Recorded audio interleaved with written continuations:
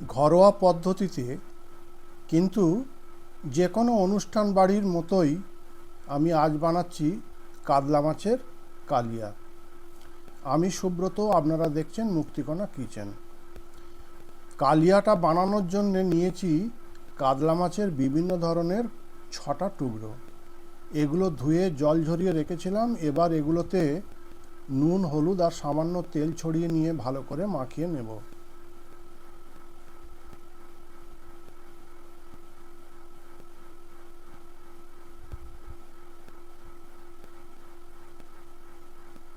মাছগুলোর গায়ে ভালোভাবে নুন, হলুদ আর তেলটা মাখিয়ে নিচ্ছি। এইটাকে আমি আধ ঘন্টা ঢাকা দিয়ে ম্যারিনেট করে নেব। এভাবে ম্যারিনেট করে নিলে মাছ ভাজতেও যেমন সুবিধে, তেমনি তার স্বাদও হবে অপূর্ব।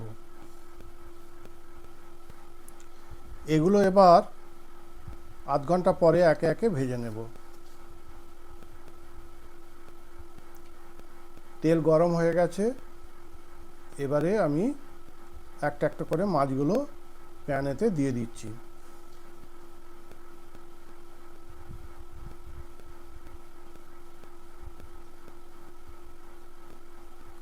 একটু সাবধানে ছাড়তে হবে যেন তেল না ছিটকে আসে। মিডিয়াম আঁচেতে মাছগুলো ভেজে নেব।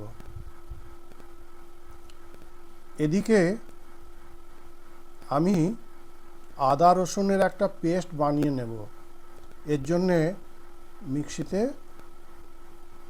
আমি কতগুলো রসুন আর কয়েক টুকরো আদা দিয়েছিলাম। সেটা হয়ে যাওয়ার পর আমি কয়েকটা টমেটোকেও পেস্ট করে নেব। মাছগুলো উল্টে দিলাম। মাছ ভাজা হয়ে গেলে আমি তুলে রাখব।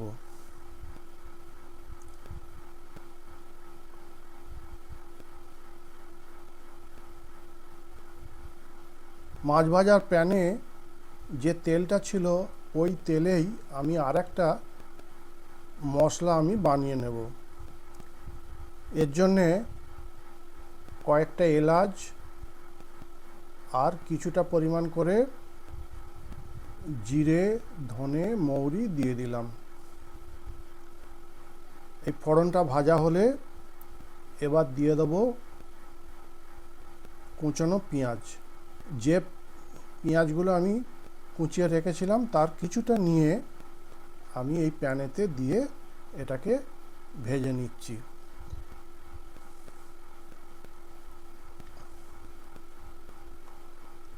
এবারে এতে দিয়ে দেব পেস্ট করে রাখা আদা রসুন থেকে কিছুটা করে পেস্ট।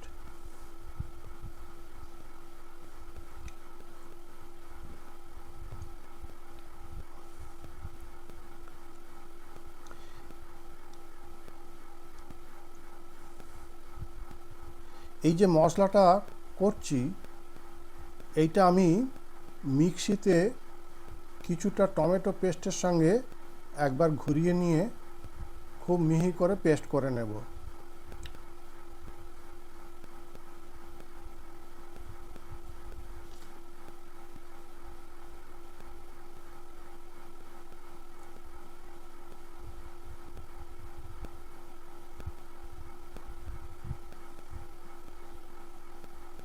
মশলাটা হয়ে গেছে, তুলে আমি মিক্সিতে দিয়ে দিলাম। এবার প্যানে আরেকটু সামান্য তেল দিয়ে বাকি পেঁয়াজগুলো ভেজে নেব। একই প্রকারে আমি আদা রসুনের পেস্টটাও এতে দিয়ে দেব। নুন, হলুদ আর সামান্য পরিমাণ চিনি দিয়ে এটাকে একবার ঘেঁটে নেব।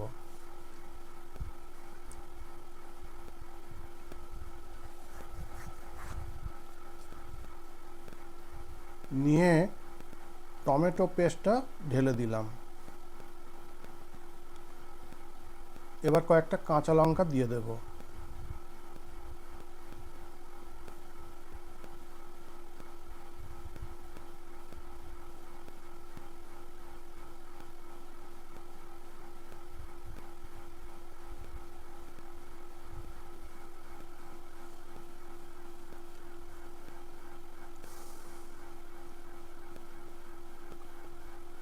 এবারে যে পেস্টটা করে রেখেছিলাম আদা রসুন পেঁয়াজ আর সামান্য টমেটোর যে পেস্টটা করে রেখেছিলাম সেটা দিয়ে দিলাম। ওইটা এই যে পেস্টটা দিলাম এইটা রেডি করা পেস্ট, অর্থাৎ রান্না করা পেস্ট,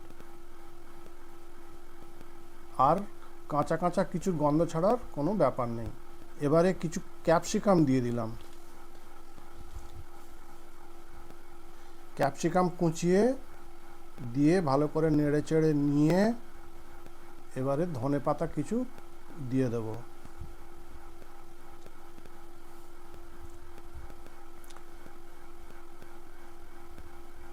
ঝোলটা ফুটে উঠলে 4 চামচ টক দই ফেটিয়ে দিয়ে দিলাম। টক দইটা কিন্তু ফেটিয়ে দিতে হবে, এমনি দিলে কিন্তু দানা দানা আকারের বোঝা যাবে। মাছগুলো এবার ছেড়ে দিচ্ছি, কিছুক্ষণ ফুটিয়ে নিলেই আমার রান্না কমপ্লিট হয়ে যাবে।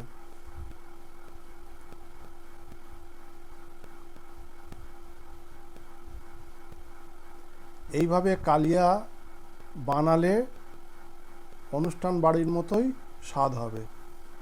কাতলা মাছের কালিয়া বানানোর ভিডিওটা এতক্ষণ ধরে দেখার জন্য আপনাদের সবাইকে ধন্যবাদ। ভিডিওটা ভালো লাগলে লাইক কমেন্ট শেয়ার করে একটা সাবস্ক্রাইব করে দিতে ভুলবেন না। সবাই ভালো থাকবেন, নমস্কার।